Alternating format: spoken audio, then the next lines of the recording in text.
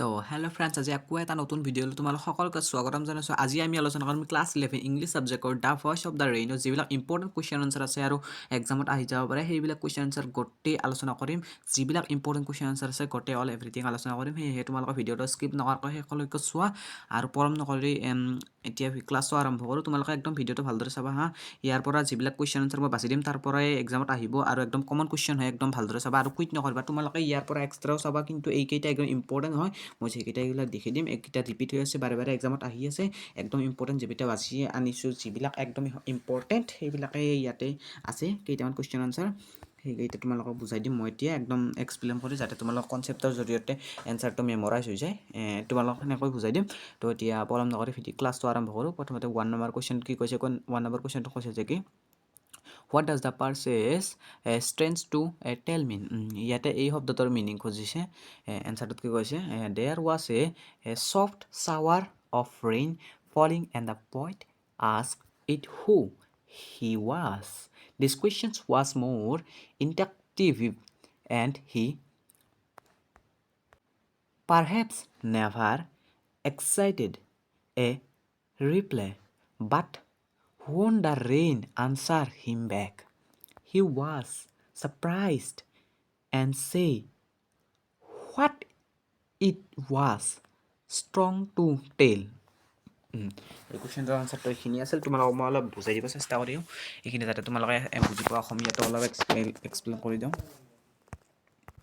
এই শব্দটোৰ মিনিংটো হৈছে ষ্ট্ৰেঞ্জ টু টেল। এই শব্দটোৰ মিনিং হৈছে কি ছফ্ট, কি একদম ছফ্ট শ্বাৱাৰ, একদম তাৰমানে সেই বৰষুণ যে কেতিয়াবা ছফ্ট শ্বাৱাৰ, একদম সৰু সৰু টোপাল হৈ বৰষুণ আহে, একদম ছফ্ট হৈ, আৰু সেইবিলাক আমি নিয়াৰ বুলিও কয়, আৰু ডাইৰেক্ট সৰু টোপালবোৰ বৰষুণক সেইবিলাক এই শব্দটোৰ মিনিং সেয়ে হৈছে একদম সৰু সৰু টোপালৰ বৰষুণ, নিয়াৰ বুলিও কয় আৰু বৰষুণ বুলিও কয়। আৰু সেইখিনি ষ্ট্ৰেঞ্জ টু টেল, সেইখিনি শব্দটোৰ মিনিং। আৰু ইয়াতে পইতে কবিয়ে বৰষুণক এটা প্ৰশ্ন কৰিছিল, সেই বৰষুণৰ প্ৰশ্নটোৰ এনচাৰটো দিছে। তেতিয়া পইতে আচৰিত হৈছিল, সেই সৰু সৰু কিনকিনে পৰি থকা বৰষুণে সেই এনচাৰটো দিছে। আৰু সেই এই শব্দটোৰ এইখিনি মিন একদম ছফ্ট শ্বাৱাৰ ফলিং, একদম লাহে লাহে পৰি থকা বৰষুণৰ টোপালবোৰ, অৰ্থাৎ কি সেই বৰষুণটোকে কি ষ্ট্ৰেঞ্জ টু টেল বুলি কোৱা হৈছে। সেই এই শব্দটোৰ মিনিংটো সেয়ে আৰু সেই বৰষুণটোকে বুজাইছে। এতিয়া তলৰ কুৱেশ্যনটো চাওঁ, ইয়াতে কি কৈছে, ইয়াতে কৈছে যে কি What is the cycle movement of the rain brought out in the poem The Voice of the Rain?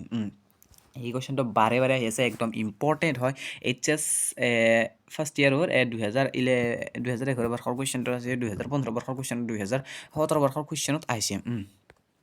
এই কুৱেশ্যনটো কি কৈছে এতিয়া, আমাৰ বৰষুণৰ চাইকেল মুভমেণ্টটো এক্সপ্লেইন কৰিব দিছে, ব্যাখ্যা কৰিব দিছে। আমাৰ বৰষুণৰ এটা চাইকেল মুভমেণ্ট আছে, সেই চাইকেল মুভমেণ্টটো এক্সপ্লেইন কৰিব দিছে।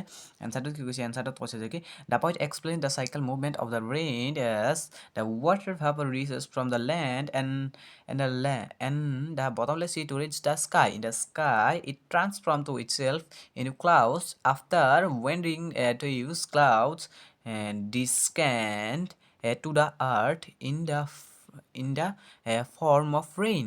Those these come back to back origin. এই কুৱেশ্যনৰ আনচাৰত কি কৈছে, আমাৰ বৰষুণৰ এটা চাইকেল মুভমেণ্ট আছে। যেনেকুৱা বৰষুণটো আমাৰ আকাশৰ পৰা তললৈ পৰি পেলাই আৰু পানীখিনি ওপৰলৈ কি ভাপ হৈ পেলাই উৰি যাই পেলাই আৰু আকাশৰ পৰা সেই পানীখিনি আৰু বৰষুণ হৈ পৰে। এনেকৈ আৰু সেই চাইকেল মুভমেণ্টটো তোমালোকক এক্সপ্লেইন কৰিব দিছে। ইয়াতে পইতেখিনিয়ে কৰিছে, আকৌ তোমালোকক বুজাই দিওঁ। চাইকেল মুভমেণ্টটো হৈছে যে কি চাইকেল মুভমেণ্টটো হৈছে যে কি দ্য ৰেইন, এই বৰষুণ, the rain as the water vapour rises, the rain as the water vapour rises, তাৰমানে বৰষুণটো আমাৰ পানীৰ ভাপৰ হৈ পেলাই ৰিচেছ হৈ যায়, ওপৰলৈকে যায়। লেণ্ড ভাপ মাটিৰ তলেদি, বটমলেছ চি, আৰু একদম মাটিৰ তলেদি, আৰু bottomless sea to reach the sky, ওপৰলৈ ভাপ হৈ সাগৰৰ পৰা বা যিবিলাক পানী আছে ওপৰলৈ ভাপ হৈ উৰি যায়। ইন দ্য স্কাই, আৰু সেই আকাশত এই পানীবিলাক ইট ট্ৰান্সফৰ্মছ, আৰু তাতে হেৰি হৈ যায়, ৰূপান্তৰিত হৈ যায় কি ইনটু ক্লাউডছ, কি মেঘলৈ ৰূপান্তৰিত হৈ যায়, ডাৱৰলৈ ৰূপান্তৰিত হৈ যায়।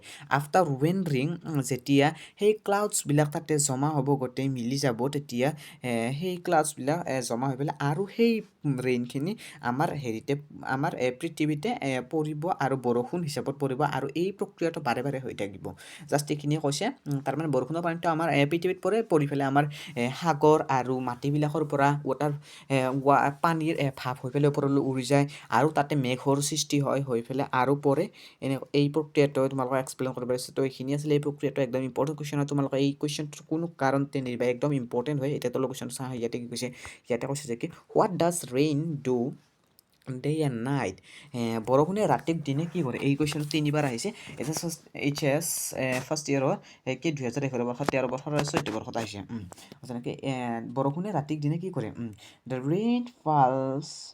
Rain falls on the earth and shows why to draws it also help seeds to uh, germinate and praying forth new life on the earth. Without it, all life in earth without become a lifeless. এই কুৱেশ্যনটো একদম এটা interesting কথা হৈছে তোমালোকে অলপ চাবা এই কুৱেশ্যনটো ইয়াতে কি কৈছে হোৱাট ড'জ কুৱেশ্যনটো কৈছে যে what does do rain day and night বৰষুণে দিনে ৰাতি কি কৰি থাকে বৰষুণে দিনে ৰাতি কি কৰি থাকে তোমালোকে সুধি তোমালোকে নিজে বনাই দেখিব পাৰিবা বৰষুণে দিনে ৰাতি কি কৰে দ্য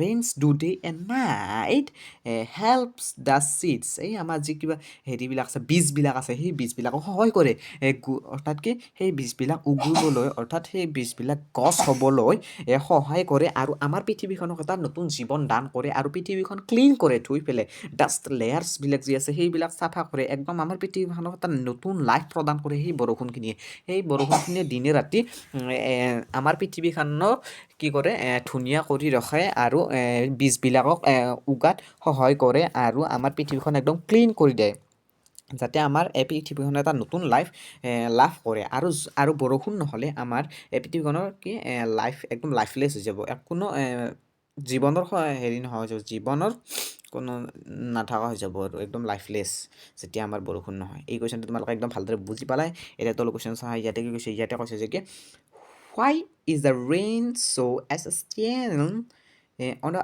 আৰ্থ বৰষুণটো আমাৰ এই পৃথিৱীৰ বাবে একদম অত্যাৱশ্যকীয় কিয় বৰষুণটো আমাৰ পৃথিৱীৰ বাবে একদম লাগতিয়াল কিয় এই কুৱেশ্যনটো হৈছে ফাৰ্ষ্ট ইয়েৰত 2012 বৰ্ষৰ আহিছিলে একদম ইম্পৰ্টেণ্ট কুৱেশ্যন হয় তোমালোকে চাই ল'বা এইবিলাক প্ৰিভিয়াছ ইয়াৰ কুৱেশ্যন আনচাৰ হয় একদম ইম্পৰ্টেণ্ট ইয়াতে কৈছে যে why is the rain so' essential earth আমাৰ পৃথিৱীৰ বাবে বৰষুণটো একদম অত্যাৱশ্যকীয় হয় কিন্তু কিয় সেইটো সুধিছে কিয় আমাৰ পৃথিৱীৰ বাবে বৰষুণটো একদম অত্যাৱশ্যকীয় হয় এনচাৰটো কি কৈছে এনচাৰটো কৈছে যে কি if it doesn't rain then earth will remain parched drought will follow and the dust layers will be not washed away there will be nothing to quench the thirst of the plants and trees and their seeds will die এই কুৱেশ্যনটোত কি কৈছে যে কি why is the rain so' essential আমাৰ বৰষুণটো আমাৰ পৃথিৱীৰ বাবে অত্যাৱশ্যকীয় কিন্তু কিয় আমি কাৰণটো এটা কাৰণ দৰ্শাই দিব লাগিব হা ইয়াতে কি কৈছে এছেঞ্চিয়েল কিয় প্ৰয়োজন হয় আমাৰ পৃথিৱীখনৰ বাবে বৰষুণটো একদম প্ৰয়োজন হয় বিকজ যদি আমাৰ পৃথিৱীখনত মই তোমালোকক নিজৰ ভাষাৰে কৈছোঁ তোমালোকে নিজে বনাই লিখিব পাৰিবা যদি আমাৰ পৃথিৱীখনত বৰষুণটো নাথাকে তেতিয়াহ'লে আমাৰ পৃথিৱীখন ক্লিন হ'ব নোৱাৰিব আমাৰ নতুন বীজবিলাক উগিব নোৱাৰিব আৰু গছ গছনিবিলাকে নিজৰ গছ গছনিবিলাকে পানী নাপাব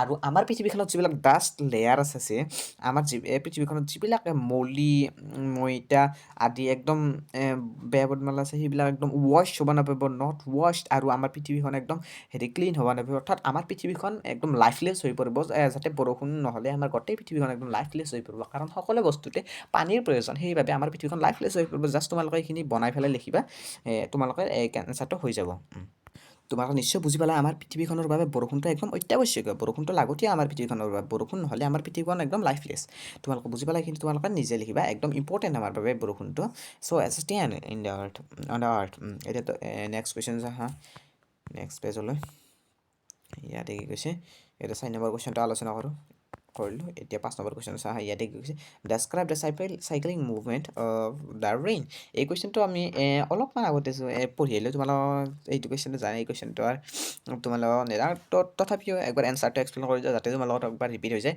the poet explain that the rain drops in the from water vapour then rises up from the land and the sea and then descends again to the earth and dry land in order it to wash it down and hence come back to its origin.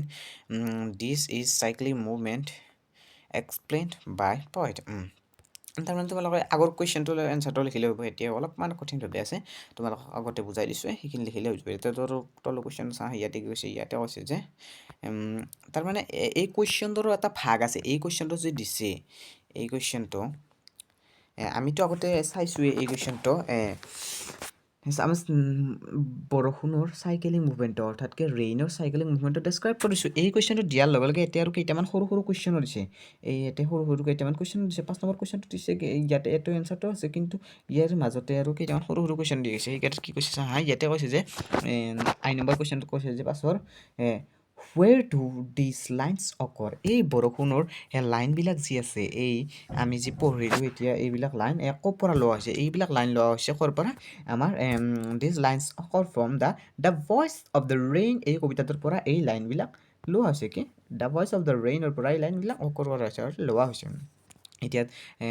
Double আইটো চাওঁ ইয়াতে কি হৈছে হাউ does the shower ফল মানে কি একদম ছফ্টলি rain shower ফল মানে হৈছে কি দ্য চাৱাৰ ফলছ ইজ ছফ্টলি অৰ্থাৎ ছফ্টলি একদম লাহে লাহে চাৱাৰ ফল মানে একদম ছফ্টলি সেই বৰষুণটো যে চাৱাৰ ফল হৈছিলে একদম লাহে লাহে বৰষুণ হৈছে সেই আৰু ট্ৰিপল আই নম্বৰটোত কি কৈছে where does the rain reach from এনচাৰটো চাওঁ যেটা কৈছে the rain reach from water bodies and in the form vapors বৰষুণবিলাক কেনেকৈ ৰিচ হৈছিল অৰ্থাৎ কেনেকৈ জমা হৈ পেলাই হৈ গৈছিল বৰষুণবিলাক ৰিচ হৈছে অৰ্থাৎ জমা হৈ পেলাই হৈছিল যে ৱাটাৰ ভাপৰ পানীৰ বডিজ অৰ্থাৎ পানীৰ টোপালৰ পৰা ফ্ৰম ৱাটাৰ ভাপৰ্ছ পানীৰ ভাপ হৈ পেলাই টোপালৰ পৰা সেই ৰিচ হৈছে অৰ্থাৎ জমা হৈ পেলাই বৰষুণ সৃষ্টি হৈছে বৰষুণৰ পানীৰ ভাপ ৱাটাৰ বডিজ পানীৰ টোপালৰ পৰা জমা হৈ পেলাই ৰিচ হৈ পেলাই সেই ৱাটাৰ বডিজ বিলাক হৈছিল জমা হৈছিল এতিয়াতো লোকেশ্যন চাহ বৰষুণ হৈছিলে এনেদৰে আৰু তোমালোকে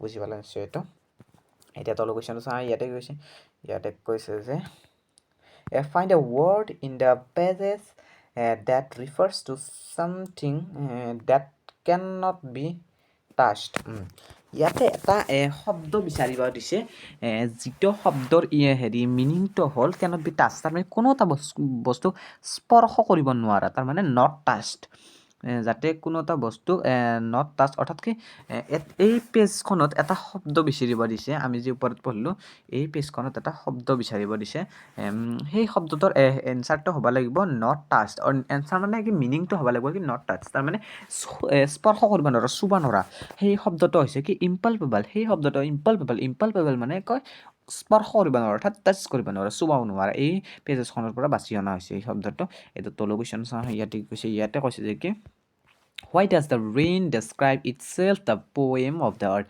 বৰষুণে নিজকে এই পৃথিৱীখনৰ কবিতা বুলি কিয় কৈছে বৰষুণে কিয় কৈছে ইয়াতে কৈছে বৰষুণে নিজকে এই পৃথিৱীখনৰ কবিতা বুলি কিয় কৈছে the rain calls itself the poem of the earth because the poem rendered by the poet has the task of bringing joy happiness life to his readers similarly when the rain falls down over earth a rhythm or music credit they why the rain calls itself the poem ইয়াতে কি কৈছে ইয়াতে কৈছে যে বৰষুণক পৃথিৱীৰ কবিতা বুলি বৰষুণে নিজক এইভাৱেই কৈছে যে এটা কবিতাই যিহেতু মানুহৰ মনলৈ ব্ৰেইং আনে, আনন্দ আনে, হেপিনেছ আনে, সুখী আনে। এই এটা কবিতা পঢ়িলে যে মানুহৰ মনটো ভাল লাগে, আনন্দ আনে, সেই কবিতাটোৱে সুখী আনে, এটা ভাল মনোভাৱৰ সৃষ্টি কৰে এটা কবিতাই। কবিতা এটা অৰ্থাৎ কি সেনেকুৱা কৰে।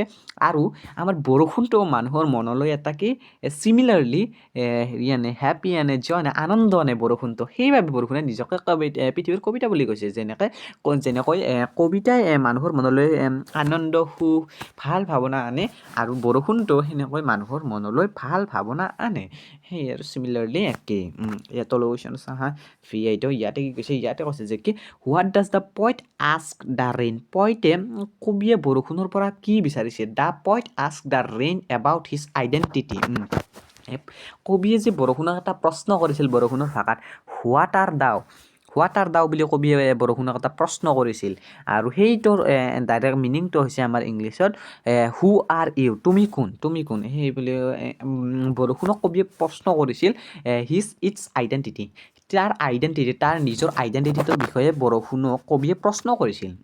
এতিয়া তলৰ কুৱেশ্যনত চাওঁ, ইয়াতে কি কৈছে? ইয়াতে কৈছে যে কি what idea do you form about the relationship between the rain and art from your reading the quoted lines? এই লাইনবিলাক পঢ়ি পেলাই তোমালোকৰ কেনে লাগিছে যে কেনেকুৱা ফিল হৈছে যে আমাৰ পৃথিৱীখন আৰু বৰষুণৰ ৰিলেশ্যনশ্বিপৰ বিষয়ে তোমালোকে কি বুজিলা আৰু এই কি ভাৱনা উঠিছে তোমালোকৰ এই ওপৰত যি তোমালোকৰ লাইনবিলাক পঢ়িলা, এইখিনি লাইন পঢ়ি পেলাই তোমালোকৰ বা এই কবিতাটো পঢ়ি পেলাই তোমালোকৰ কেনেকুৱা এটা ভাৱ আহিছে বৰষুণ আৰু আমাৰ পৃথিৱীৰ ৰিলেশ্যনশ্বিপৰ বিষয়ে। এনচাৰটো চাওঁ, ইয়াতে কি কৈছে? The rain receives life from the earth and its water bodies its reaches from the earth and forms into clouds in the sky. Finally, it falls back to the earth and its water bodies. ইয়াতে কৈছে যে the rain ৰিকাৰ্ভছ to life. বৰষুণে আমাৰ পৃথিৱীখনক এটা নতুন জীৱন দান কৰে আৰু বৰষুণৰ জৰিয়তে আমাৰ পৃথিৱীখন এটা নতুন জীৱন লাভ কৰে। বৰষুণ নহ'লে আমাৰ পৃথিৱীখন কি তোমালোকক মই আগতে বুজাইছোঁ, বৰষুণ নহ'লে আমাৰ পৃথিৱীখন লাইফলেছ আৰু বৰষুণে আমাৰ পৃথিৱীখনক এটা জীৱন দান কৰে।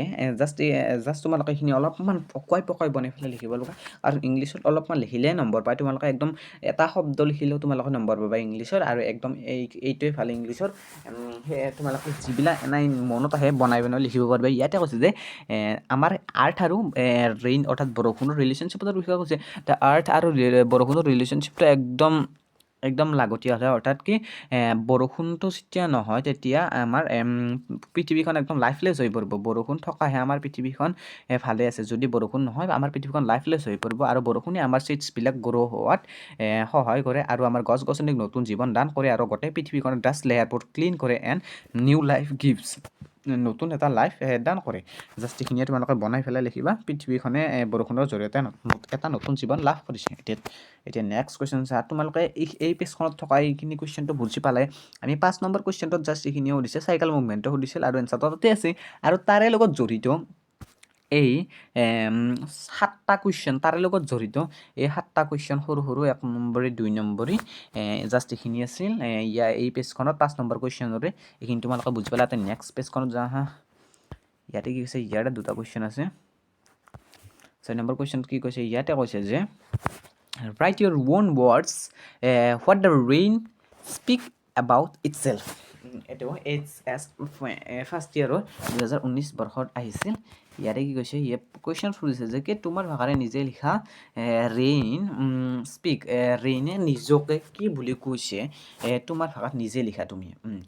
The rain calls itself the poem of the art because actually like a beautiful poem, it gives joy, pleasure and everybody, it provides life purpose and aesthetic beauty and happiness to the art. The brain wash away all our suffering and showers. ইয়াতে কি কৈছে? ইয়াতে question তোমালোক কি কৈছে মই ক'লোৱে, তোমালোকে নিজৰ ভাষাৰে লিখা আমাৰ বৰষুণটোৱে নিজকে কি বুলি কৈছে তোমালোকে নিজৰ ভাষাৰে লিখা বৰষুণটোৱে নিজকে পৃথিৱীখনৰ কবিতা বুলি কৈছে কাৰণ এটা ভাল সুন্দৰ কবিতাই যেনেকৈ আমাৰ পৃথিৱীখনৰ সকলো বস্তু লৈ এটা আনন্দ সুখী জয় আৰু ভাল লগা এটা মনোভাৱ সৃষ্টি কৰে সেনেদৰে বৰষুণটোৱে আমাৰ পৃথিৱীখনৰ বাবে এটা জয় প্লেজাৰ এণ্ড আনন্দ এটা ভাল লগা মনোভাৱৰ সৃষ্টি কৰে আৰু এটা ভাল মনৰ সৃষ্টি কৰে বৰষুণে সেইবাবে বৰষুণে নিজকে পৃথিৱীখনৰ কবিতা বুলি কৈছে জাষ্ট সেইখিনিয়ে কৈছে বৰষুণে নিজকে কবিতা বুলি কৈছে তাৰে পিছত তোমালোকে অলপ তাৰে বিষয়ে অলপমান ব্যাখ্যা কৰি দিলে হৈ গ'ল এই কুৱেশ্যনটো খিনিয়ে তোমালোকে এতিয়া নেক্সট কুৱেশ্যন হা এই কুৱেশ্যন তোমাক মই ক'লোৱে বৰষুণে নিজকে পৃথিৱীখনৰ কবিতা বুলি কৈছে আৰু এইবাবে কৈছে যে কবিতা বুলি যেনেকৈ কবিতা এটাই মানুহক আনন্দ দিয়ে সুখ দিয়ে আৰু ভাল মনৰ সৃষ্টি কৰে সেনেদৰে বৰষুণেও মানুহক আনন্দ দিয়ে সুখ দিয়ে আৰু ভাল এটা মনৰ সৃষ্টি কৰে জাষ্ট সেইখিনিয়ে এতিয়া নেক্সট কুৱেশ্যন আহা এই কুৱেশ্যন কি কৈছে ইয়াত এই কুৱেশ্যন কৈছে যে what does the phrases strange to tell mean এই কুৱেশ্যনটো আগতে পঢ়িলোঁ the phrases strange means that is was stand for the soft falling অৰ্থাৎ লাহে লাহে বৰষুণ দিয়ে soft falling to reply the poet questions just এইখিনিয়ে তোমালোকে তো এই কুৱেশ্যন তোমালোকক মই বুজাই দিলোঁ আকৌ এবাৰ এতিয়া ৰিপিট হৈছে এই কুৱেশ্যনটো একদম ইম্পৰ্টেণ্ট হৈ গৈছে তোমালোক চাবা ষ্ট্ৰেন্স টু টেল মিল মানে একদম লাহে লাহে ছফ্ট ফলিং হয় একদম লাহে লাহে বৰষুণ দিয়ে কিনকিনি থকাৰ দৰে আৰু জাষ্ট এইখিনিয়ে তো তোমালোকৰ আজি এই চেপ্টাৰটো কমপ্লিট হৈ গৈছে the voice of the rain 7টা যিবিলাক ইম্পৰ্টেণ্ট কুৱেশ্যন আছিল তাৰ পৰা একদম ইম্পৰ্টেণ্ট বাছি 7টা কুৱেশ্যন লৈ আহিছিলোঁ আৰু এই কেইটা কুৱেশ্যন একদম ইম্পৰ্টেণ্ট হয় তোমালোকে এইকেইটা কুৱেশ্যন একদম কোনো কাৰণতে কুইট নকৰিবা আৰু এক্সামত আহিব পৰা বিৰাট চান্স আছে একদম প্ৰিভিয়াছ ইয়াৰ কুৱেশ্যন হয় তো আজিৰ বাবে আহিছোঁ নেক্সট ভিডিঅ'ত লগ পাম এতিয়া নেক্সট চেপ্টাৰ লৈ তো থেংকছ ফৰ ৱাচিং দিছ ভিডিঅ'